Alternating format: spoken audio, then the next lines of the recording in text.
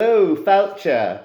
I realized I haven't done a video for a while, so I wanted to do a video which I've been meaning to do for a long time, and that's on the subject of Airts, like compass points or direction used in Scottish folk magic.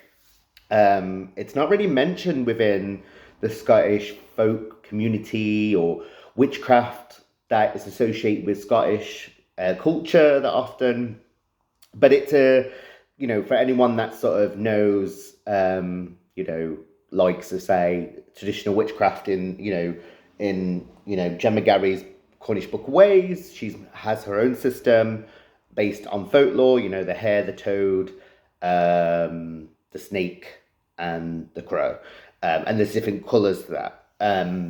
However, in Scottish, like what it seems to be from my research are spirits, which I'll go on to. So first of all, I'll explain what the word Airt means, which is spelled A-I-R-T, Airt. It can mean two things depending on the way it's phrased. So an Airt could be your art, like the airt of their skill, or the airt in which the winds disblow. And we can see that in Scott's dictionary. So, for example, the two terms, mostly it's the airts, or airt is like a compass, a point of the compass, quarter, or a direction. We can see this in Scott's dictionary, where they do several phrases, which is a brilliant website. So if you go on to Scottish National Dictionary for Scots, it's brilliant. I'll put the link in this video. But yeah, they always, with the word, it always gives up phrases or references from books. So the word airt, compass point, a quarter, more in general, a direction. So it's like, for example, it could be a direction or a compass point. So in 1721, but fae they airt, we needed fear the great scaff. So from what direction do we need to go to scaff? Or what airt is the wind blew? What direction is the wind blowing? So we see the word airt is used in two different forms, for a direction or a compass point. So yeah, going back into that. So in Scottish folk magic, we do use sort of airts or compass points. Not in a sense of like you would see it in kind of like traditional Wicca, like a castle in a circle, or maybe not even in traditional witchcraft where it's a compass round. But also it does involve certain compass points or directions in which you circulate, or to work a certain way, anti-clockwise or clockwise. For example, we'll go in this book, which is the Silver Bough Volume 1, Scottish Folklore and Folk Belief by F. Marion MacNeill. Brilliant book. She mentions, this was published in the 50s, I believe, round about that. So she talks about the Airts. So the Caledonians paid a superstitious reverence to the sun, and practically every religious festival began with the ceremony of walking thrice, Giasol, not Diasol, Giasol, that is sunwise, around a circle, cairn, altar or bonfire that marked the site, and the object of the rite being aid to the sun of the virtue of mimic magic. She goes on to say then the seasons are associated with the cardinal points as follows: spring east, summer south, autumn west, winter north. Then she took obviously going that with the sun is generally a good action of curing, of blessing, of healing, and then going against the sun is something more baneful. So they say that witches go Tuathil or Widdershins. Tuathil is Gallic for anticlockwise, and going against the sun. So it's going against the grain.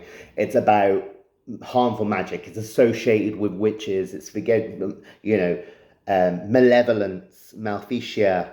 And, it's not just witches that perform this. Many magical practitioners within Scotland have been known throughout history to do this. But generally, starting a ritual or, anything, a festival or anything like that, like I said, a circle, cairn, altar or bonfire, it would go in giasel, which is going with the sun clockwise. So we see with the Airts, it's direction. So it's the direction in which you may circle something, whether anti-clockwise, clockwise, or the directions are the compass points, the cardinal points.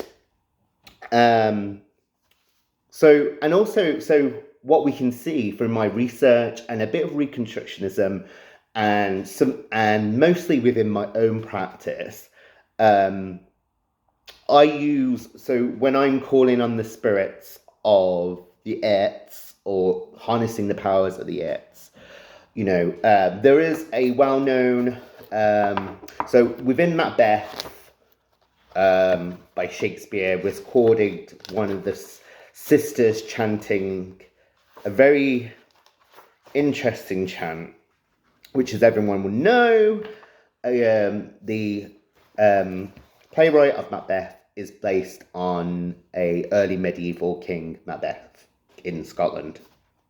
Yeah. So, and in my book, I mention it in my book as well, under spirit work, under the section witchcraft, spirits, and the second sight chapter, I mentioned to summon the spirits of the Airts. And so in Macbeth, it goes this: black spirits, white spirits, red spirits, grey, mingle, mingle, you that mingle may, tiffin, tiffin, keeping stiffin, fire, drake, pookie, make it lucky, lizard, robin, you must bob in, around and around, about and about, all ill coming in, all good keep out. However, this has been adapted over the years, as simplified and a little bit changed, and it's something that I do in my own practice. So, black spirits, white spirits, red spirits, grey, come ye, come that may, around and around, for out and about, all good come stay in, all ill keep out. And you want to get, when I do that, that out, I do it with, benediction. I do it with strength, all ill keep out. So here we're seeing, and I do mention as well, sort of a correspondence at the bottom of how you can work the Airts. In Gaelic, it's ear, which is said that the Airts is come from Gaelic. The word Airts comes from Gaelic for ear, which is east, jess, south, ear, west, tua, north. So if we see the as the spirits. So I also then go with, so what are the spirits of red? Who are the black spirits, white spirits, red spirits, grey? Well, if we look at, again, in my book, don't keep plugging it in, but I'm the only one, as far as I know, to sort of compile this together in one book. If you go to the section at the back of my book, in divination, you'll see a section called Brunstones or Bruntstones, and so these stones were said to heal a person and also determine what spirit had put an ill on you. So there would be 3 stones or stains, Bruntstains. I won't go into the whole ritual itself. You can read the book or read it online if you wish. But yeah, there's 3 stains, and often they were known as a white stain, a black stone, and a white, a black, and a red stone. And each one represented the spirit of a hill, a kirk spirit, that's a graveyard spirit, or of the sky or the sea spirit. And both in the trials in the 17th century, They're both a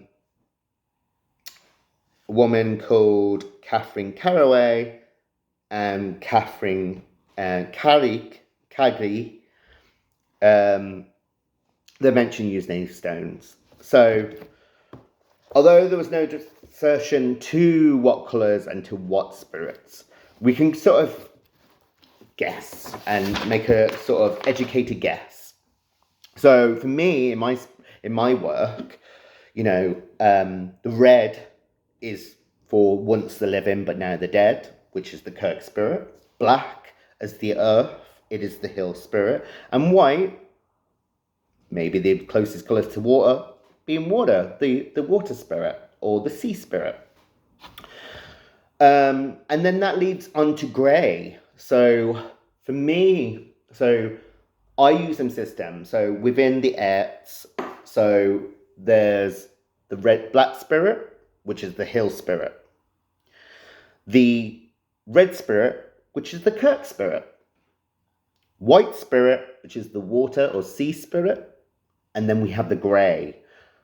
And then the grey I associate with being the mound spirit. So in my practice, based on folklore, and within Scottish folk magic, I work with them spirits. So when I'm calling on the compass points, black spirits, white spirits, red spirit, grey, it is Kirk spirit, hill spirit, water spirit, sea spirit, mound spirit. So yes, like the hill spirit is the spirits of the air, the sky. In the water spirits of the sea, and the Kirk spirits of the dead, and the mound spirit, the long dead, and the she Nouveau, the fairy folk, the good folk, and they are the grey. So within Scottish, as you see within, Gemma Gowrie and her interpretation based on Scottish folklore of her colours and associated with animals, within my own practice, that's based on folklore evidence, on my own personal practice and what is reconstructed on documented evidence in folklore of witches and folk practitioners. That is, I associate the compass points as spirits, or simply just spirits of the hill spirit, the Kirk spirit, the sea spirit, or water spirit, or loch spirit, and the mound spirit. So to me, like the dead, the Kirk spirit, the graveyard spirit, is of our ancestors, like our recent ancestors. Then the hill spirits are our heavenly ancestors. They are of those of the sky. The water ancestors are of our godly, divine ancestors. And the mound spirits are of our long time dead ancestors and our fairy ancestors. So when I work that, and in my own craft, some associate with it.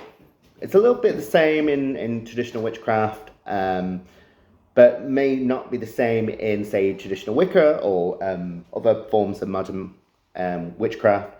But in Scottish, it seems that the east is the setting, like the rising sun, is of fire. The north, the west, is of the setting sun. It is of water. Of north is the northern star. It is of air. And of south, it is of the bottom. It is of fire. The fire within the earth itself.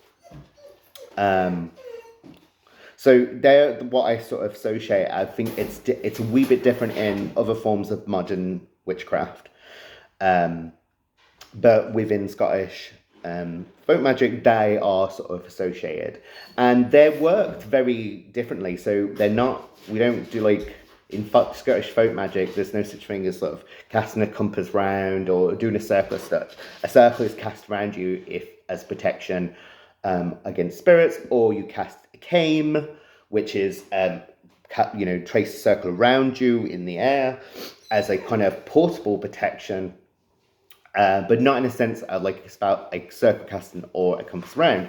They're worked individually. So if you want some things to go away from you to rid yourself of something, you plant something in the west, the setting sun, where the sun is going away. And if you want things to come towards you, you plant some things all working in the direction of the east, the rising sun coming forth, coming towards you.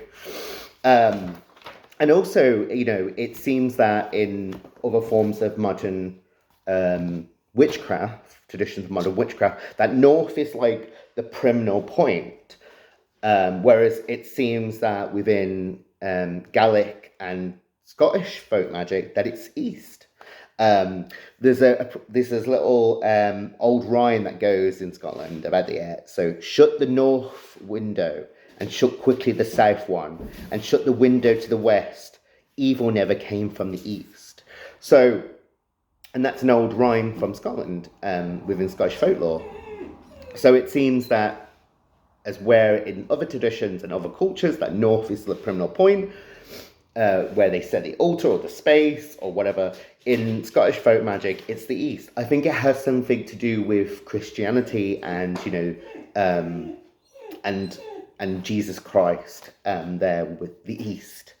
But it seems that's the criminal point, that's work. So that in Scottish folk magic, we would generally work in the eastern quarter where we want to work magic or whatever, beneficial magic. Or general all-rounder is in the eastern quarter. We might have like a sacred space in the eastern quarter. For me, I have in the west, in the west of my house, I associate with the dead because it is going away. It's where the setting sun is. It's beyond our own realm.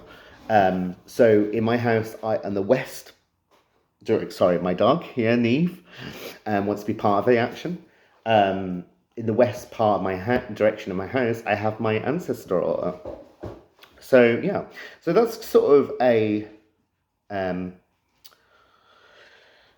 it's kind of not basic, as kind of straightforward of explaining the Airts, the compass points, or circling within Scottish folk magic. I hope you got something from it. I probably am going to turn all this information into a book one day on how to work Scottish folk magic and animism or folk traditions. But yeah, I hope you got some out of it. I hope you enjoy. I will promise to do some more videos soon. Slán